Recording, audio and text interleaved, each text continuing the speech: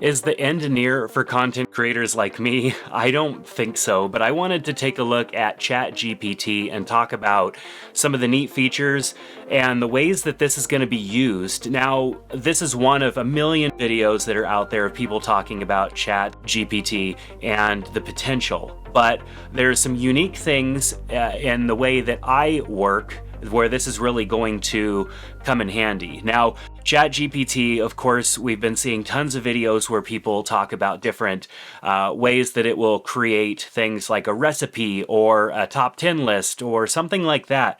But I found it extremely interesting at the way that it produces content. You know, we have a lot of content coming at us all the time from social media, from traditional media. There's all sorts of noise and nonsense that comes at us. And it's hard to believe really what information is being put in the direction of our ears because it's all curated and it's all ran through algorithms and everything is manipulated, and I've become quite a pessimist when it comes to that types of content lately. And so when I started typing things into ChatGPT, I was extremely refreshed in the fact that it didn't throw a bunch of angles at things that I didn't necessarily want. When I want information about a specific topic. I just want the facts, and I want to formulate my own thoughts on the information or the topic based on the information that I get. And when I started typing things into ChatGPT, I was just pleasantly surprised at the information that it was producing. Now, I'm a dad, I have 4 kids, and one of the interesting things that I typed in was tips for fathers of young children. And I had it search that, and it gave me a list of tips, and I thought they were really great. I mean, this is stuff that you would read a book about. It is universal information that I found to be very useful and important, and a good reminder of things that I should be thinking about when it comes to raising my kids.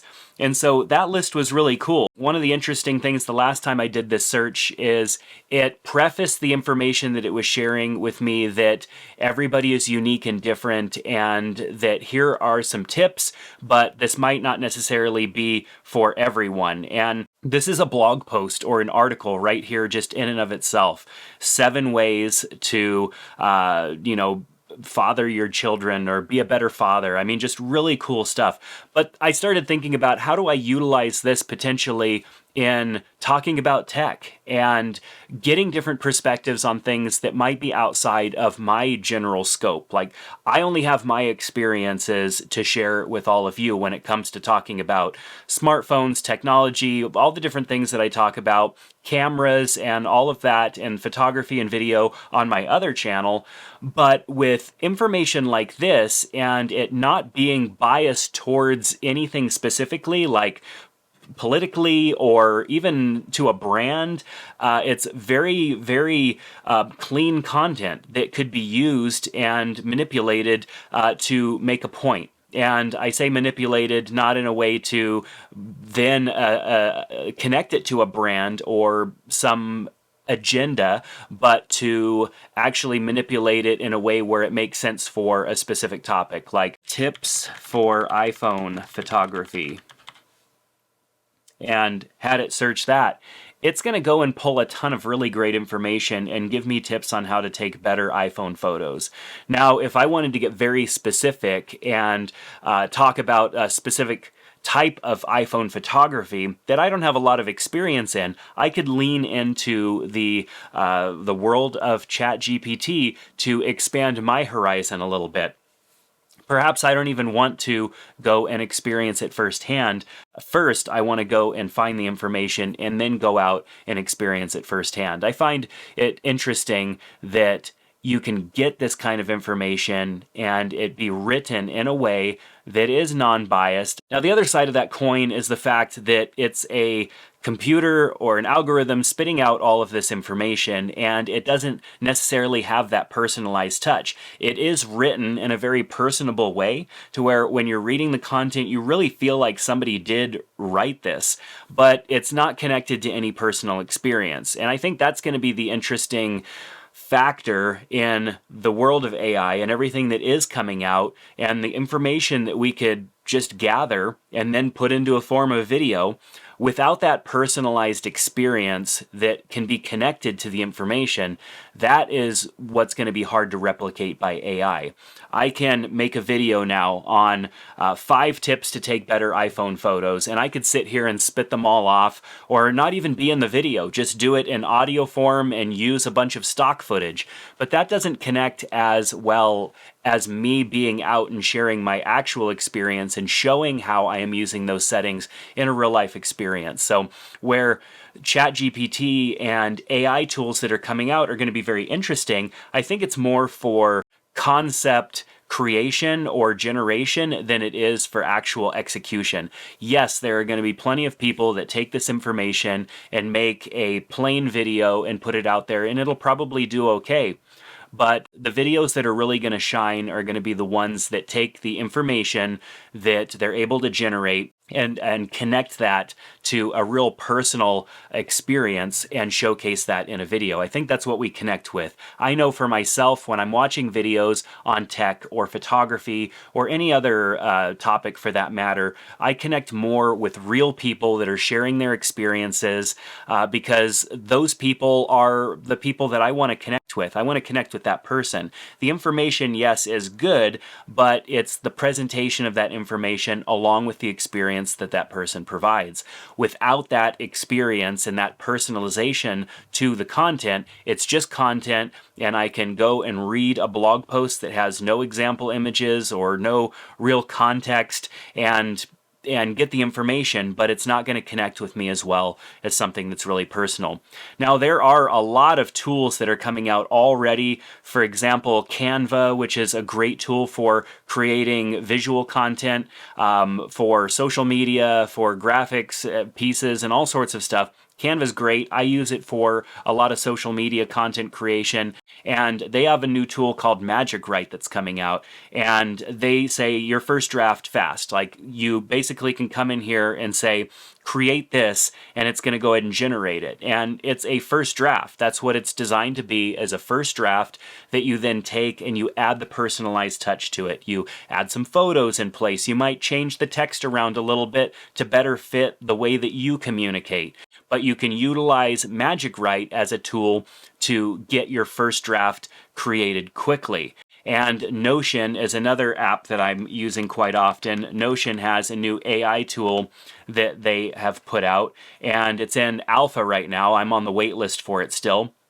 But the ability to just have it write a blog post on a topic and then have it just, boom, facilitate the writing of that and put that all in a blog for me. And then, of course, I can edit it and make changes to it myself. But the speed in which we'll now be able to create content and get it to the point where we can then add the personalization and add the real life experience into that is just going to be so fast. I'm excited for what Notion is going to be doing with AI, Canva, and so many other tools that are going to be adding in AI features. ChatGPT, of course, just blowing up because it is amazing what AI is able to do.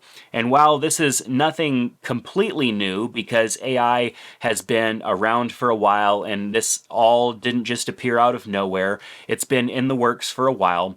All of this information and this power that we're able to utilize to produce this information is going to open up a lot of opportunities. Now, being that I've been in digital marketing for a very long time, building websites, doing search engine marketing, social media marketing, email marketing, all of those things for a couple of decades now, I think that AI is going to change things in a way that web design changed over the years. I remember thinking when I was first getting started in web design that it will become so easy for somebody to build a website that they'll no longer need a website designer.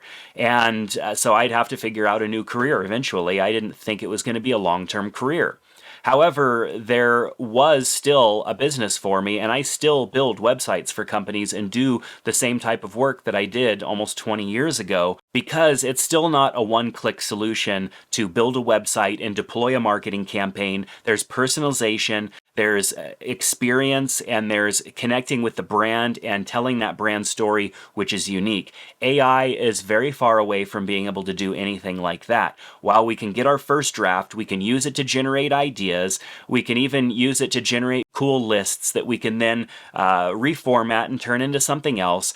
All that's going to do is it's going to cut the industry, the lower half, I'd say, of the industry out, which is the part of the industry that doesn't have the experience to really produce what brands and companies need. And so content creators are going to have to think differently, because brands can easily go and create a simple piece of content that a lot of content creators are creating, simple content. It's going to take those content creators or those marketing professionals that really take the time to understand brands and can create something unique to be able to produce something that is over and above what these AI tools are going to be able to produce. And these AI tools can't produce anything in real time yet. The ChatGPT can only go back to the end of 2021. So anything that's happened in 2022, it doesn't have information to pull from that. It's still pretty miraculous what it's able to accomplish. And yes, this is going to fast forward things and development of tools that will be closer to be able to work in real time. But we have a while before that's going to happen, before we can type something in and it comes up with things that may even think into the future a little bit. So ChatGPT, yes, it's going to do a lot of really neat and interesting things. We're going to see students write essays and try to turn those in. I wouldn't even be surprised if people start to produce content that's just copy and pasted from AI tools, and then that AI tool company comes and wants to collect on the copyright of the content that their AI tool wrote. What is that going to look like? It's going to be really interesting to see how all of this unfolds over the next several years, as we are going to be entering into an age, or we have entered into an age of AI producing content and AI producing the things that we end up seeing and interacting with online. So let me know what you think down in the comment section below. This was a different video for me. I wanted to talk about this topic just because it's near and dear to my heart, because of how it's being utilized right now and how I see it being utilized moving into the future. So let's chat down in the comment section below and talk about it, or you can hit me up on Twitter and we'll continue the conversation over there. But that's going to do it for this video. Take care.